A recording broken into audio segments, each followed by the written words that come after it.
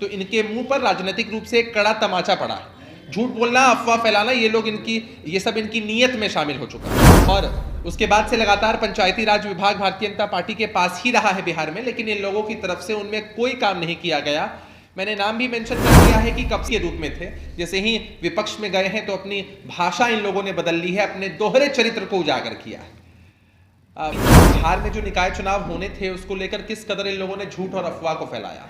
अब ये supreme court जाने का ढोंग कर रहे हैं अपनी तरफ से। ये लोग अब तक सोए हुए थे, अब जब कोर्ट के द्वारा यह आदेश दिया गया है तब ये नींद से जागे हैं। हम तो सवाल पूछना चाहेंगे सुशील कुमार मोदी जी से, क्या वो योगी सरकार को क्रिटिसाइज करेंगे, योगी सरकार पर सवाल उठाएंगे? नहीं करेंगे, इन लोगों में हिम्मत ही नहीं। नीतीश कुमार जी के नेतृत्व में बिहार की सरकार ने चुनाव संपन्न कराकर भाजपा ने जो अभी तक कंफ्यूजन फैलाने का कुत्सित प्रयास किया था उसको कहीं ना कहीं एक जवाब मिला है।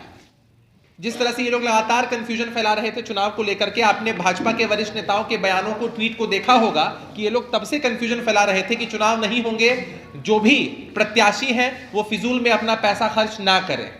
लेकिन चुनाव जब हो चुके हैं, नतीजे भी आने वाले हैं, तो इनके मुंह पर राजनीतिक रूप से एक कड़ा तमाचा पड़ा है। झूठ बोलना, अफवाह फैलाना, ये सब इनकी नीयत में शामिल हो चुका है। और जो भी समस्याएं आज तक हुई हैं, आप सबको मालूम है कि सुप्रीम कोर्ट ने जो ट्रिपल टेस्ट को लेकर के या डेडिकेटेड कमीशन बनाने की बात की थी वो मार्च 2021 में की थी। और उसके बाद से लगातार पंचायती राज विभाग भारतीय जनता पार्टी के पास ही रहा है बिहार में, लेकिन इन लोगों की तरफ से उनमें कोई काम नहीं किया गया।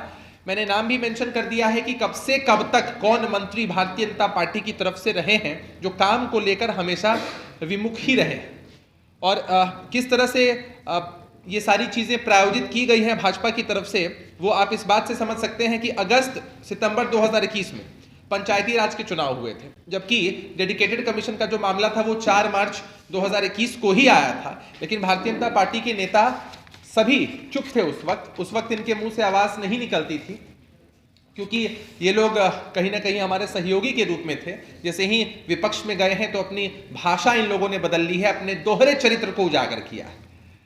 अब हम दूसरे पहलू की बात कर लें कि भाजपा शासित प्रदेशों में निकाय चुनाव की क्या स्थिति रही। आप लोगों ने इस न्यूज को कवर किया है कि किस तरह से इलाहाबाद के ऑनरेबल हाई कोर्ट ने जो निर्णय दिया है कि बगैर ओबीसी आरक्षण के वहां पर निकाय चुनाव करा लिए जाएं, जबकि आप सबको मालूम है कि बिहार में जो निकाय चुनाव होने थे उसको लेकर किस कदर इन लोगों ने झूठ और अफवाह को फैलाया। अब ये सुप्रीम कोर्ट जाने का ढोंग कर रहे हैं अपनी तरफ से। लेकिन मार्च 2021 में ही डेडिकेटेड कमीशन बनाने की बात हुई थी, ट्रिपल टेस्ट की बात हुई थी, तो अब तक उत्तर प्रदेश की सरकार कहां सो रही थी? वहां तो भारतीय जनता पार्टी का ही शासन है ना, वहां तो किसी गठबंधन की बात है नहीं, गठबंधन की बात भी नहीं है, और ये लोग अब तक सोए हुए थे। अब जब कोर्ट के द्वारा यह आदेश दिया गया है तब ये नींद से जागे हैं। हम तो सवाल पूछना चाहेंगे सुशील कुमार मोदी जी से, इतना एक्टिव रहते हैं वो, हर बात पर सरकार को क्रिटिसाइज करते रहते हैं, क्या वो योगी सरकार को क्रिटिसाइज करेंगे, योगी सरकार पर सवाल उठाएंगे? नहीं करेंगे, इन लोगों में हिम्मत ही नहीं। और एक बड़ा उदाहरण गुजरात मॉडल की बात होती है। भाजपा शासित प्रदेश है गुजरात, वहां भी बगैर ट्रिपल टेस्ट के चुनाव कराए गए, और अभी तक भारतीय जनता पार्टी ने इस पूरे मामले में कोई सफाई नहीं दी।